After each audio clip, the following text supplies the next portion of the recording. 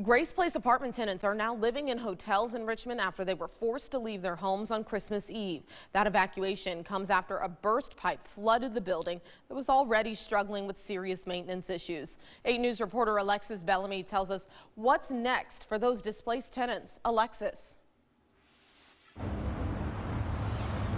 Heather, Deanna, good evening. Now, disaster struck just 7 days after the Richmond Redevelopment Housing Authority said that they would be transforming that rundown building into affordable housing for those residents. Today, I spoke with Stephen Nesmith. He's the CEO of RRHA. He says his primary goal here is to make that building inhabitable for its residents once again.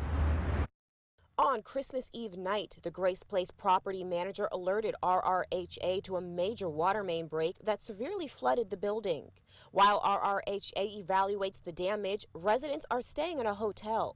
RRHA acquired the building from its previous owners after they failed to pay the property taxes for it. It's now in the process of being totally assessed to see what needs to happen to make the building inhabitable for its residents once again. Here's Stephen Nesmith, the CEO of the RRHA. Flooding was so severe that it was in several parts of the building. We didn't want to take the risk to begin going up and looking at certain other floors in case something else would occur. There's also an elevator inside of the building that may not be safe. Nesmith says he's been inside and can see how bad it is for the residents.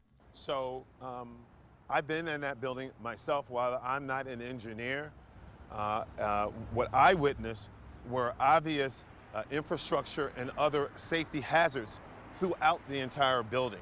Outside of the infrastructure issues within the building, Nesmith said there are also some problems with the tenants. There were people illegally coming up in the building and squatting and living inside the building. That people were holding the door open late at night and people were going up in it. So it almost turned into a shelter. RRHA says that they still plan to turn the building into affordable housing, but it will take some time. Now, with respect to the assessment of the building, that's more long-term because we believe there are really structural and other hazard conditions, and so you need a certified architect and engineer. Now, if you remember, this is the same building that failed a safety inspection back in 2021, forcing residents to suddenly evacuate. But when those residents returned to their buildings, some of those repairs still had not been made. In Richmond, Alexis Bellamy, 8 News.